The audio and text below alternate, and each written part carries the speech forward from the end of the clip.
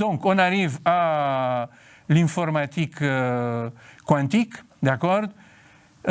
Et pour l'informatique quantique, justement, l'année dernière, on a regardé les ordinateurs quantiques, ok?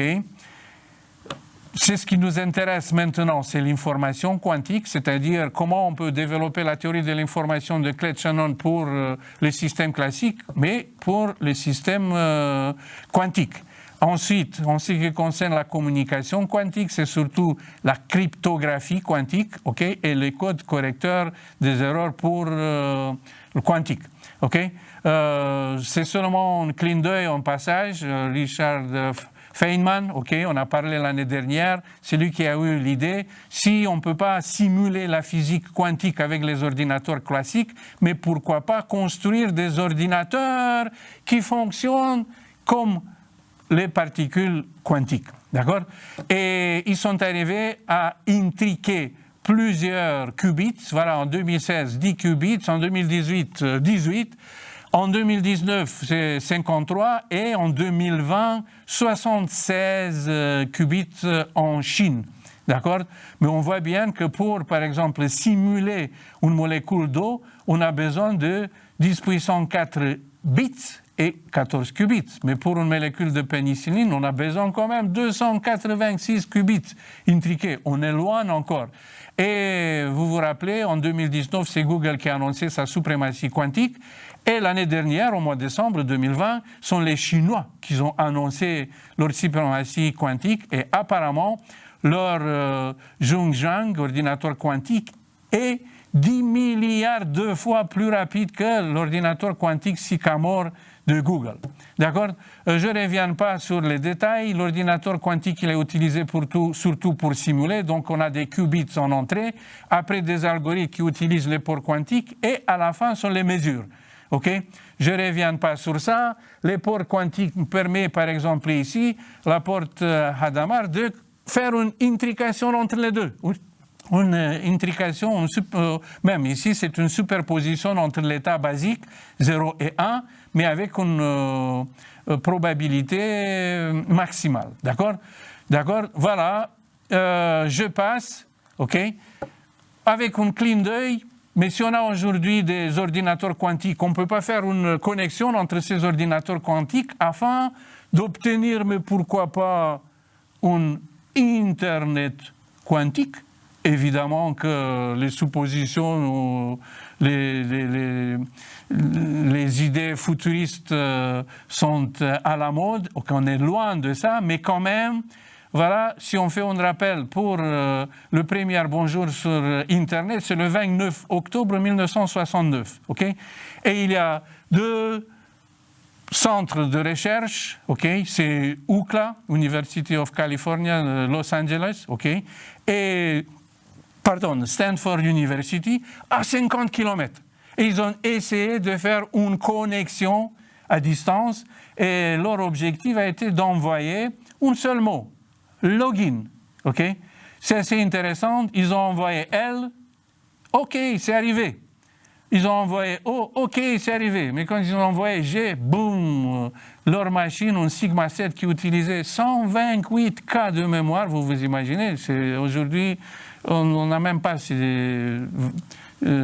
comment s'appelle, perception de taille de mémoire, 128K, et 24 mégaoctets de disque, elle est tombée.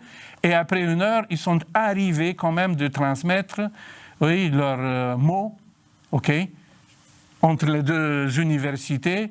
Et c'est pratiquement la révolution de l'origine de l'Internet. Et l'Internet, il a passé 10 ans pour arriver en Europe. OK? La France, justement, elle a été connectée en Internet. Regardez une date qui est mémorable, parce que c'est 8 août 1988. D'accord? D'autre part, en ce qui concerne le courrier électronique classique, à l'époque, les machines elles étaient utilisées longtemps. C'est pour ça qu'ils travaillaient 24 sur 24 avec ces machines. Donc, il y avait trois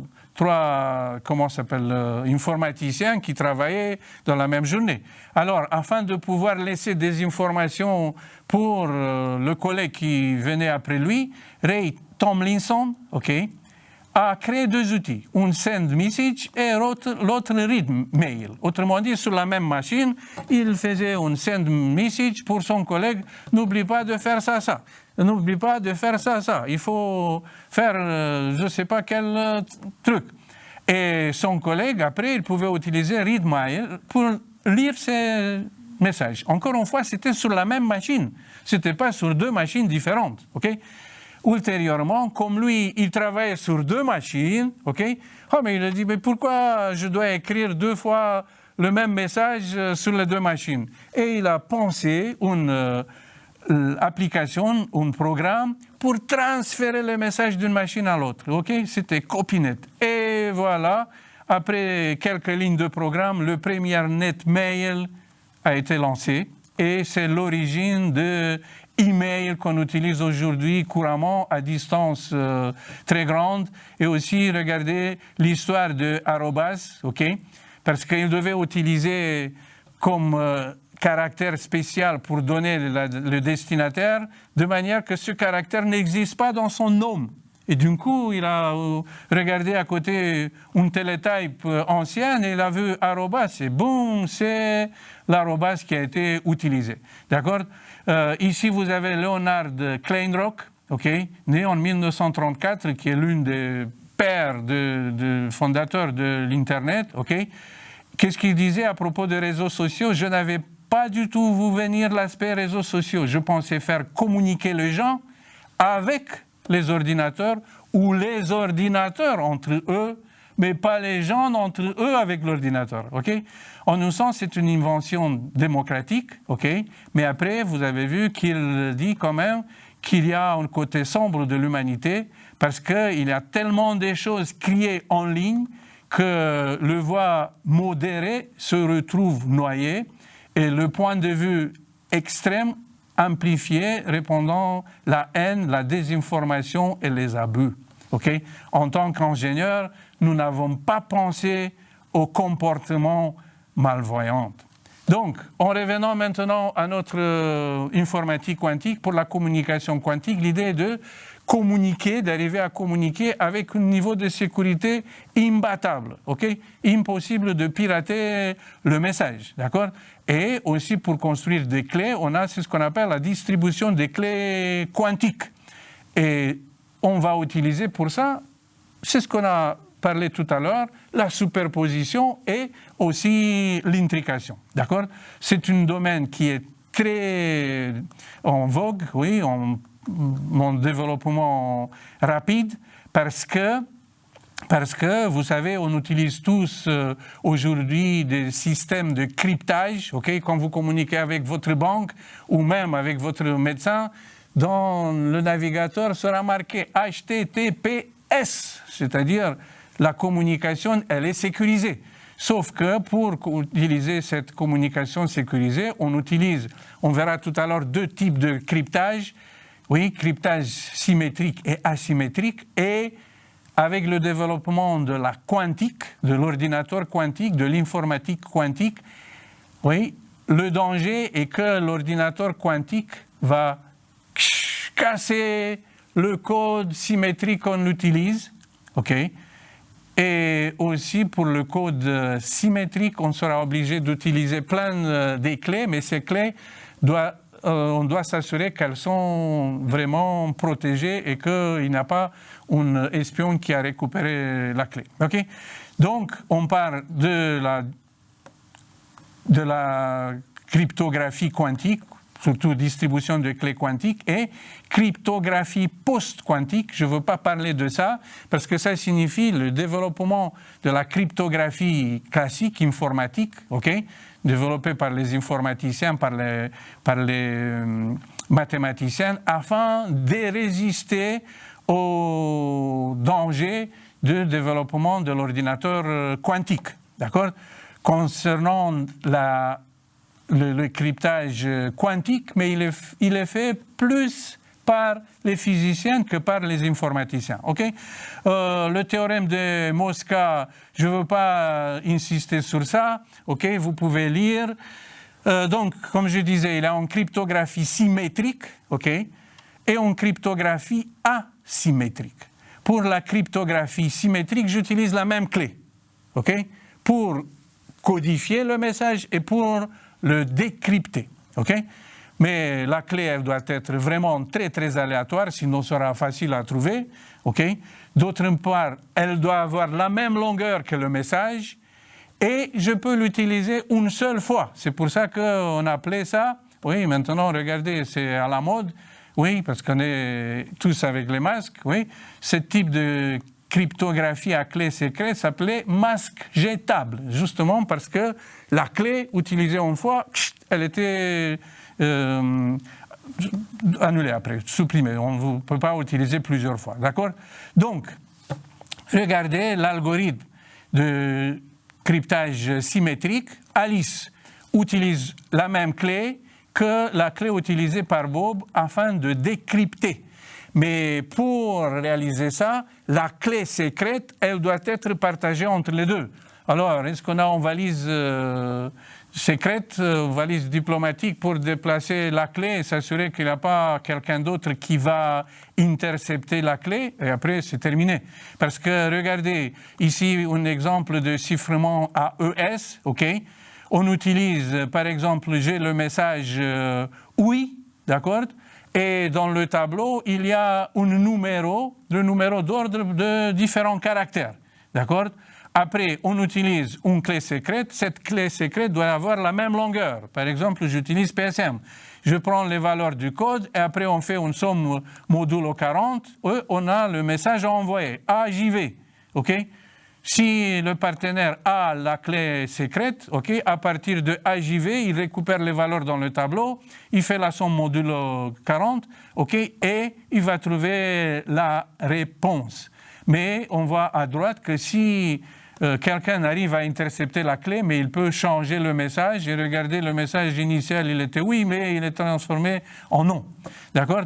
Donc, pour la cryptographie symétrique, encore une fois, l'idée est d'avoir des clés vraiment secret, okay, vraiment généré aléatoire, okay, et regardez ici l'algorithme, comme s'appelle le générateur de nombres aléatoires quantiques, QRNG, ou True Random Number Generator, oui, et utiliser ça d'une manière unique.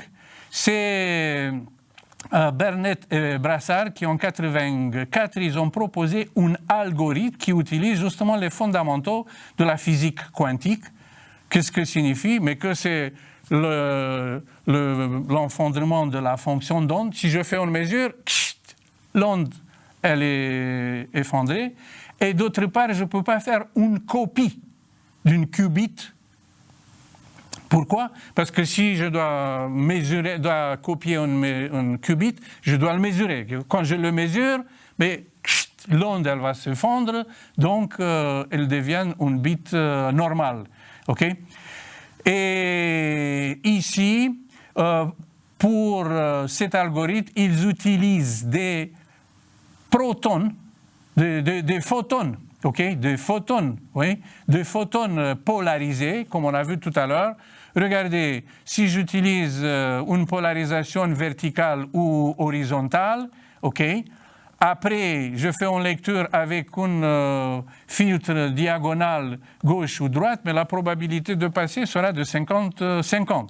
Pareil, si tout au début, j'avais utilisé un masque diagonal et une polarisation sur gauche ou droite, ok? Si je veux faire la lecture sur un masque vertical horizontal, mais la probabilité sera 50-50, ok? Donc, regardez, on a un canal quantique et un canal classique. Alice doit communiquer avec Benoît et l'objectif est de construire une clé secrète, d'accord? Pour ça, c'est Alice qui va considérer une série de bits. Oui, 1, 1, 0, 0 et ensuite. D'accord? C'est ça qu'elle propose comme série de bits dans laquelle elle va choisir la clé secrète. D'accord? Pour ça, il va polariser chacun des bits en utilisant un masque. Okay? Par exemple, pour 1, mais si elle utilise un masque de type horizontal-vertical, okay, mais ça signifie que le qubit polarisé sera sur la verticale. On a les règles à droite, okay, polarisation horizontale verticale. Pour obtenir le bit 1, on a polarisation verticale. Okay? Ensuite, pour 1, polarisation avec un masque en diagonale. Pour avoir 1, je dois faire une polarisation diagonale gauche. Okay? Et ensuite, d'accord? Donc, elle va envoyer ces qubits, okay, à Bob. Bob, il ne sait pas qu'est-ce qu'elle a utilisé comme masque. Oui, ou c'est horizontal vertical ou c'est diagonal. En conséquence, il va choisir aléatoire, ou horizontal vertical ou en diagonale. Donc, 1 sur 2, il va se tromper. Okay? 1 sur 2 sera OK, 1 sur 2 sera mauvais. D'accord? Imaginez qu'on envoie énormément, beaucoup de photons, donc la moyenne sera correcte, 1 sur 2. Okay? Par exemple, ici, il a choisi Benoît aussi un masque horizontal vertical. Mais si c'est ça, mais ça signifie que son bit 1, qui est polarisé 1, mais il va passer parce qu'il a une orientation verticale. Okay? Si sur le deuxième, Alice a utilisé le masque et une polarisation en diagonale, ok, mais le masque de Benoît, elle est horizontale verticale, donc il peut avoir ou 0 ou 1, ok, c'est 50-50.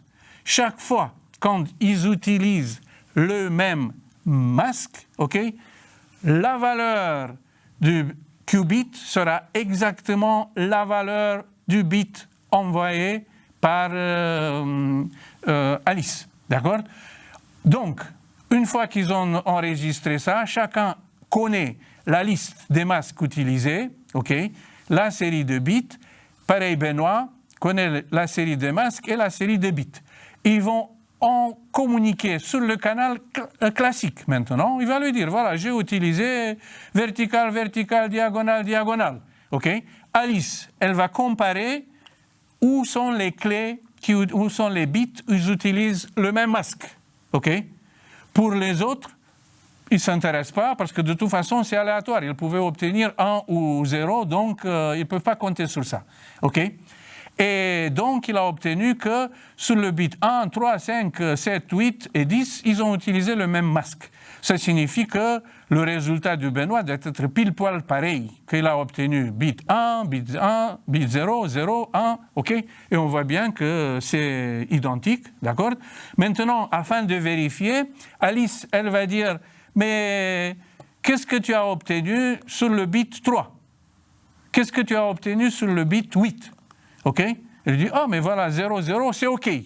Pourquoi ils font ça? Ça, c'est une vérification pour se rassurer qu'il n'y avait pas un hacker sur la chaîne, OK, qui a récupéré le qubit et il a utilisé une polarisation après différente de manière que la valeur du bit n'est pas la même.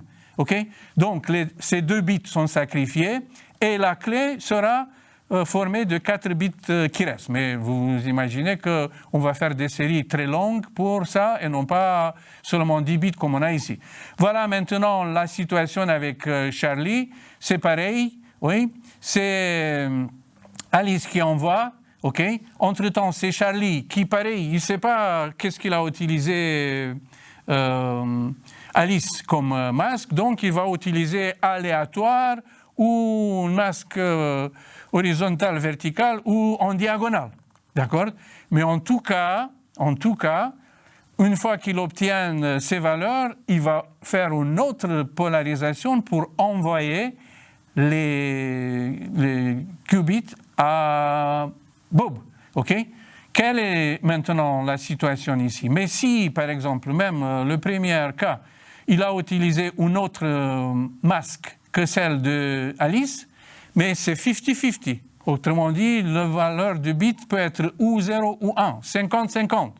Supposons que pour le même Bob, il va utiliser aussi un filtre différent, mais sera de nouveau 50-50. Mais ça signifie que la probabilité, OK, sera 0,5 fois 0,5 sera de 25. Donc, ils vont la base de Charles va affecter la série de bits et ils vont se rendre compte qu'il y a quelqu'un qui est intervenu. Donc, maintenant, le bit de Benoît, ok, on a des valeurs. Pareil, ils vont faire le test, ok, et ils se rendent compte qu'ils ont utilisé le même, ok, pour telle ou telle valeur, mais boum, pour le bit 3, ils devaient obtenir la même valeur, 0, et non, ils ont obtenu ou 0 ou 1. Mais ça signifie qu'il y avait quelqu'un sur le canal qui a intercepté et ils abandonnent la clé et ils vont faire un autre test. Donc, la question est maintenant pourquoi on utilise la clé ou la quantique seulement pour codifier la clé et non pas pour codifier le message entier. Mais pourquoi? Parce que, comme vous avez vu tout à l'heure, il y a beaucoup d'aléatoires, ok? Je peux utiliser l'aléatoire pour construire une clé, qui de toute façon, c'est bien d'être aléatoire, oui? Plus elle est vraie aléatoire, mieux c'est. Mais si j'aurais un message qui est aléatoire, c'est perdu, ok? D'autre part, si l'espion il va détecter un qubit qui faisait partie, qui était destiné à faire partir de la clé secrète, mais c'est pas grave. Mais si il arrivait à trouver le message, des éléments de message, c'était plus dur. Ok? Donc ici, regardez 1992, c'est la démonstration expérimentale que c'est possible d'utiliser la cryptographie quantique, d'utiliser la distribution de clés. OK? Très bien. Maintenant, quand on parle de chiffrement RSA, RSA, c'est un cryptage asymétrique, d'accord? RSA vient du nom de Rivest, Shamir et Adelman, les trois informaticiens, mathématiciens, qui ont proposé l'algorithme en 1977. D'accord? Quelle est l'idée? Mais l'idée est que Alice, oui, sur sa machine, elle va construire une clé privée, ok? Et correspondant à cette clé privée, elle aura aussi une clé publique, ok? Qu'est-ce que signifie? Mais que la clé publique, je peux le diffuser à tout le monde. Pourquoi? Parce qu'en partant de cette clé publique, ils ne peuvent rien trouver sur ma clé privée. À l'envers, la clé privée, c'est moi qui l'ai créée, elle est chez moi, donc je ne le diffuse nulle part, donc il n'y a aucun danger que quelqu'un va décrypter mon message, okay? Parce que la clé secrète, c'est seulement moi qui l'a. D'accord? Et donc, ici, imaginez que cette clé publique, c'est comme un cadenas. Okay? On a un colis, okay? On envoie le colis ouvert et un cadenas à quelqu'un, et il dit, mais tu mets le contenu dedans et tu mets le cadenas. Une fois le cadenas fermé, seulement moi, j'ai la clé pour l'ouvrir. D'accord? Et on voit ici un schéma de l'algorithme de chiffrement RSA. D'accord? Donc, la clé publique, elle est diffusée, elle est envoyée à Bob. Bob, il va utiliser cette clé publique et il va encrypter son texte en clair pour obtenir le texte chiffré. OK? Le texte crypté est après envoyé à Alice. Alice utilise sa clé privée et boum, elle a son texte en clair. Okay? Sauf que cet algorithme de cryptage asymétrique et cette paire des clés, oui, privées et publiques et secrètes, okay, se base sur un algorithme qui utilise le produit de nombres premiers. Autrement dit, je dois trouver deux nombres premiers assez grands, je fais la multiplication de ces deux nombres premiers, okay? Et avec le résultat, il y a un algorithme à appliquer afin de trouver quelle est la clé secrète et quelle est la clé publique. Okay? Si j'arrive à décomposer, à factoriser un grand nombre dans ces facteurs premiers, okay? Mais ça, c'est un danger pour le cryptage asymétrique. Autrement dit, en partant de la clé publique, en connaissant l'algorithme, comment il a été construit, okay? Mais j'utilise un programme pour trouver la clé secrète. OK? Et aujourd'hui, avec la capacité de calcul qu'on a, mais c'est presque impossible. Voilà, ici, il y a une illustration, OK, pour une factorisation d'une nombre à 768 bits longueur, oui, 15 000 années CPU. OK, donc, ce n'est pas réaliste. Autrement dit, je ne peux pas trouver la clé secrète en temps réel afin de pouvoir lire le message. Si je trouve la clé secrète d'ici quelques années, ça ne sert à rien. Par contre, avec l'ordinateur quantique, okay, qui est capable de faire des calculs en parallèle, okay, c'est Shor qui a démontré qu'on peut construire un algorithme pour accélérer la factorisation en nombre premier. D'accord? Et ça signifie un danger pour le cryptage symétrique. Si demain, les Chinois ou même Google, ils arrivent avec leur ordinateur quantique à décrypter, à décomposer en facteurs premiers des grands nombres comme ça, mais ils vont décrypter les clés secrètes pour tout ce qui est cryptage asymétrique, RSA, et ils ont leur, comment ça s'appelle, mot de passe pour la banque, pour tout ce qui est sécurisé avec HTTPS sur Internet. D'accord? Et ici, c'est une illustration avec la baisse même exponentielle du temps nécessaire pour trouver la factorisation. Okay? En conséquence, les gens ils réfléchissent justement pour trouver d'autres algorithmes comment ça s'appelle, de cryptage, okay, qui résistent à l'ordinateur quantique, d'accord? Et c'est ce qu'on appelle le cryptage post-quantique, d'accord?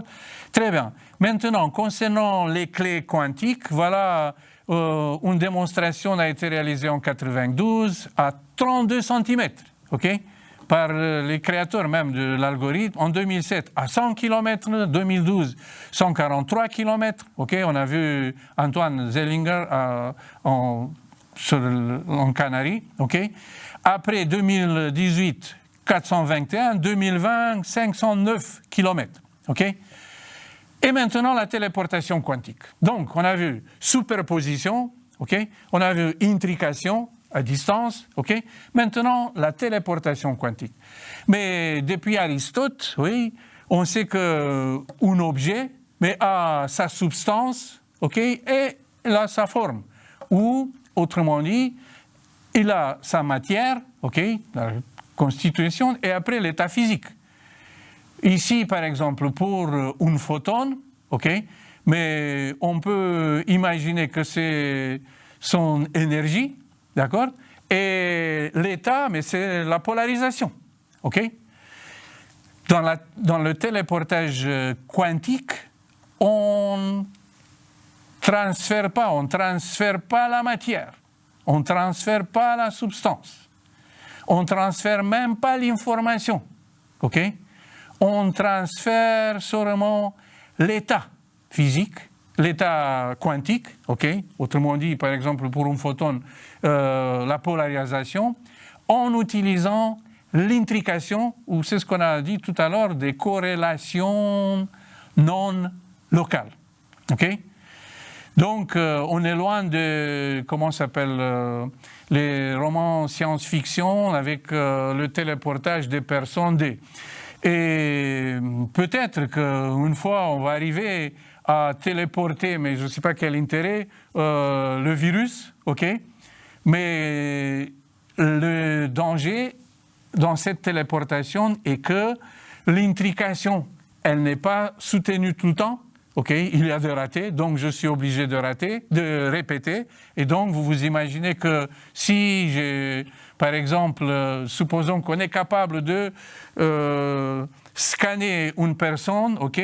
D'avoir l'état au niveau de atomes, ok, et que après on va transférer l'état de chaque atome et que quelque part ailleurs, on arrive à faire le téléportage, mais je ne risquerai pas cette expérience parce que déjà, c'est impossible à nos jours de faire cet état des atomes, de tous les atomes, ok? Et d'autre part, il y a les ratés sur le tracé et tout peut être perdu. D'accord? Donc, l'article fondateur, c'est 1993, ok? Le téléportage, ok, d'un état quantique, oui, en utilisant comment s'appelle, un canal de type Einstein, Podolsky et Rosen. Vous vous rappelez, on a discuté tout à l'heure de ce paradoxe, ok? Et l'idée d'exploiter la non-localité quantique, c'est-à-dire l'intrication. Vous avez ici Gilles Brassard et Claude Crépeau, ok, que vous les trouvez parmi les auteurs de l'article, et regardez attentivement leur t-shirt, ok? C'est justement les états qu'on a vus tout à l'heure de l'intrication maximale, ok? C'est up, down, down, up, ok? Après, c'est moins, plus, et c'est up, up, down, down, avec plus et moins, ok? Et plus bas, c'est intrique, d'accord? Donc, je voulais acheter aussi un t-shirt comme ça, mais je n'ai pas trouvé, alors j'ai mis un t-shirt avec be real et be rational, ok? Qui fait liaison à i, le nombre imaginaire, racine de i, et pi, oui, un nombre irrationnel. Donc, quelle est l'idée? Le chemin de téléportation quantique. C'est Alice qui veut téléporter, okay, l'état quantique d'un photon. Par exemple, la polarisation. Mais ce photon, encore une fois, il a son énergie et la polarisation. La téléportation va transférer, va faire sauter de l'autre côté que la polarisation. OK? La matière, non, elle n'est pas transportée parce que ça signifie une communication de proche en proche, comme on a vu tout à l'heure. OK? Comment ils vont procéder? Mais premièrement, ils vont construire une paire de photons intriqués, d'accord? Avec une intrication maximale, comme on a vu tout à l'heure, donc une intrication de type EPR. OK? Les deux photons intriqués, OK, se retrouvent une partie chez Bob, une partie chez Alice. Imaginez bien que la distance entre les deux peut être très très grande. Okay? Donc il n'y a pas de communication directe entre les deux. Okay? On a pour le moment deux particules intriquées, donc des particules de photons qui entretiennent une corrélation non locale. Okay? Si je mesure l'une, mais l'autre il va faire pareil. D'accord? Première étape. Deuxième étape. Comme Alice a maintenant deux photons, le photon bleu qui est le photon intriqué avec le photon de Bob, et son photon le photon rouge pour lequel elle veut transférer l'état de polarisation, l'état A, à Bob, ok? Elle va construire une deuxième intrication entre les deux, ok? Donc, on a une première intrication entre le photon de Bob et celui d'Alice, et maintenant une deuxième intrication entre le photon intriqué d'Alice et le photon pour lequel elle a l'envie d'envoyer son état quantique. D'accord? Maintenant, elle ne peut pas mesurer chaque photon, parce que s'il va mesurer, l'onde va collapser et donc il va se transformer le qubit va se transformer en bit. Okay? Donc, au lieu de mesurer chaque élément individuel, elle va faire une mesure conjointe. Autrement dit, imaginez presque une question de type « Êtes-vous semblable ?» C'est-à-dire, la question s'adresse aux deux. OK? Et ils peuvent dire 1-1. Autrement dit, on a la même semblance. OK? Ou ils peuvent dire, la réponse peut être 0-0. Oui? on n'est pas du tout semblable. OK? Ou il peut être 0,1 et 1,0. Autrement dit, on est contre-semblable. Oui? Quand l'une est 1, l'autre est 0, et l'envers. D'accord? Donc, après cette mesure, cette analyse d'état de la deuxième intrication, Alice aura 2 bits, ou 00, ou 01, ou 10, ou 11. OK? Les 2 bits seront ensuite envoyés, communiqués, OK, par la voie classique. On peut utiliser un téléphone. OK? Ils sont envoyés à Bob, OK, pour lui dire, voilà ce que j'ai obtenu. 00, 10, 01 ou 11. En fonction de ça, Bob va appliquer une transformation sur son photon intriqué qu'il avait depuis le début. Donc, c'est la matière sur laquelle l'état sera déposé. OK? Et il va faire une transformation en fonction de ces valeurs obtenues. Si, par exemple, ils sont... comment on s'appelle? Ils sont avec les mêmes réponses, 1, mais ce n'est pas la peine de faire une transformation, ça reste pile poil pareil. D'accord? C'est la mesure et aussi la transformation sont des processus physiques assez complexes. D'accord? Donc, une fois que Bob il va faire la transformation, mais sur son bit intriqué vert, il aura l'état du bit rouge initial de Alice. Autrement dit, il a un qubit, OK, maintenant, qui a pile poil l'orientation de bit initial d'Alice. D'accord? Ici, c'est le schéma, OK, on ne rentre pas dans le détail. Première téléportation quantique a été réalisée par des physiciens en 2004, OK? Et on voit bien, c'était entre 2 atomes de beryllium, OK? Pareil, je vous laisse lire dans Wikipédia ou à gauche à droite, mais en tout cas, c'était une confirmation que le principe de téléportation quantique est faisable. OK? Et c'était pile poil pareil, OK? Double intrication. Après, il communique par la voie classique la valeur de la lecture combinée, OK? Et c'est la transformation sur le deuxième atome. Okay? En 1997, c'est la première expérimentation réelle de téléportation et on voit bien, c'est de nouveau Antoine Zellinger. Okay? Et il dit ici, c'est l'ingrédient pour le Quantum Computation Network. D'accord? Il y a aussi téléportation non pas seulement d'une qubit ou d'un état quantique d'une particule, mais aussi la téléportation d'une intrication. OK? Qu'est-ce que ça signifie? Mais que, regardez, maintenant, on a une double intrication. OK? Le premier bit, il est intriqué avec le deuxième. OK? Le deuxième, il est intriqué avec le troisième. OK? On va faire, après, une intrication entre le 2 et 3, OK? On va faire la mesure conjointe, OK? Et cette mesure conjointe va nous permettre de téléporter le qubit 4, OK? Et en conséquence, il y a une intrication qui naît entre le premier et le quatrième.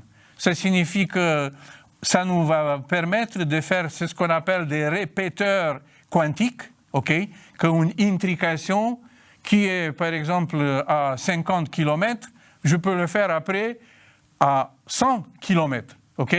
J'ajoute encore un répéteur à 50 km, sera... Oui, donc on peut augmenter la distance à laquelle on fait cette intrication. Donc, on peut imaginer, encore une fois, parler d'Internet quantique, OK? Mais ça signifie un travail à la fois scientifique, technologique très fort, aussi au niveau international, parce que afin de le faire fonctionnel, mais il doit avoir une synergie. C'est pas les Chinois qui travaillent de leur côté, les Américains de l'autre et les Européens de l'autre, OK? Il faut trouver des choses compatible, pareil, comme on a trouvé le protocole, par exemple, TCP/IP pour Internet classique. D'accord? Et un Internet quantique, maintenant, qu'est-ce que signifie? Mais que j'arrive à connecter à la fois des ordinateurs classiques, standards, avec les ordinateurs quantiques, en exploitant l'intrication quantique, en exploitant le téléportage quantique. D'accord?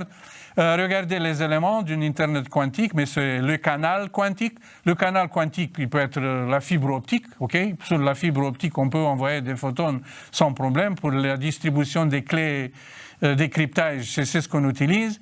Ensuite, les répéteurs quantiques, comme on a vu tout à l'heure, et les nœuds qui sont à l'extrémité, les nœuds qui sont capables aussi de communiquer avec les ordinateurs classiques.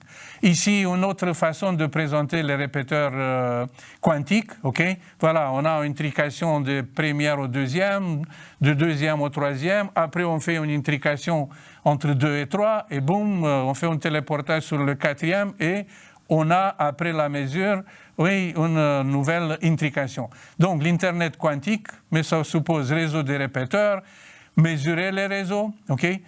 Distribuer les particules intriquées, ce n'est pas évident de maintenir ça à longue distance, créer des mémoires quantiques, okay? On disait tout à l'heure que le clonage quantique n'est pas possible, okay? Donc je dois utiliser l'intrication afin d'enregistrer sur une mémoire l'état quantique d'une qubit et après construire des réseaux qui sont tolérants aux pannes, qu'il n'y a pas de difficultés, okay? Qu'on arrive à construire ce qu'on appelle une informatique quantique, un réseau quantique. Les ordinateurs quantiques sont connectés entre eux. Et évidemment, ça peut être un peu science-fiction, mais c'est pas vrai parce que déjà, regardez, on a des réseaux quantiques par satellite, ok? Et c'est pas la même fragilité d'envoyer dans l'atmosphère les particules intriquées que les envoyer sur la fibre optique, ok? Regardez, en 2016, la Chine qui a lancé le premier satellite de communication quantique et ils sont arrivés à distribuer à 2600 km. Okay? Après, on utilise les drones quantiques. Okay? On les utilise comme répéteurs quantiques, comme on a vu tout à l'heure. D'accord? Lisez-vous à gauche, à droite, sur les drones quantiques. C'est Quantum System en Allemagne, une entreprise qui fabrique des drones quantiques, okay? Qui sont capables d'assurer une fiabilité excellente dans la transmission de clés et de qubits. D'accord? Ensuite, la téléportation quantique stable à longue distance. C'est au mois de décembre l'année dernière, en 2020, que les Américains ils ont annoncé une téléportation quantique stable de qubits sur 22 km, c'est-à-dire 44 fibres optiques aller-retour entre deux réseaux quantiques. C'est le réseau quantique de Caltech, oui, California Technology, l'une des meilleures universités du monde, et Fermilab Quantum Network. Okay? C'est presque l'événement d'octobre 1969, quand deux ordinateurs sont arrivés à communiquer. Ici, ils sont arrivés à faire communiquer deux réseaux quantiques. Et on voit que les spécialistes sont surtout des physiciens, okay? Regardez dans optique quantique, détection quantique, experts en physique de haute énergie, d'accord? Ici, c'est l'article, d'accord? Et le schéma de leur téléportation quantique. Et ils disent que voilà, avec un système de téléportation durable, performante, évolutive, mais on peut penser à une Internet quantique fonctionnel, mais ça demande aussi assurer la compatibilité avec l'Internet classique. D'accord? C'est la base pour un réseau quantique métropolitain. Donc, même s'il ne sera pas planétaire, mais on peut réaliser au niveau d'une ville ou un réseau. Ensuite, un réseau de communication quantique intégré réalisé par les Chinois. Okay? C'est 2021. C'est quelque chose pareil qui est impressionnant. Okay? Plus de 700 liaisons de distribution de clés quantiques, okay? De clés de cryptage quantique, 2 liaisons satellite-sol, la distance totale 4600 km. Et il y avait 150 utilisateurs industriels branchés sur ce réseau.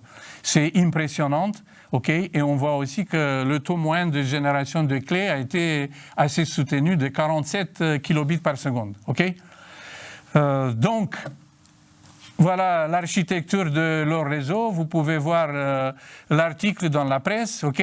Et en février, vous voyez ici, 19 février 2021, sont les chercheurs de Pays-Bas qui annoncent un breaking, ok? Un Internet quantique rudimentaire, d'accord? Donc, les choses évoluent, ok? Pour le moment, c'est une connexion que entre les qubits, pas vraiment entre les ordinateurs quantiques, ok? Mais en tout cas, ils sont arrivés à performer plusieurs choses, ok? Et même leur système utilise le mémoire quantique. Les spécialistes jugent qu'il s'agit de résultats spectaculaires à la fois pour les chercheurs que pour les industriels, d'accord? Je m'approche de la fin, ok?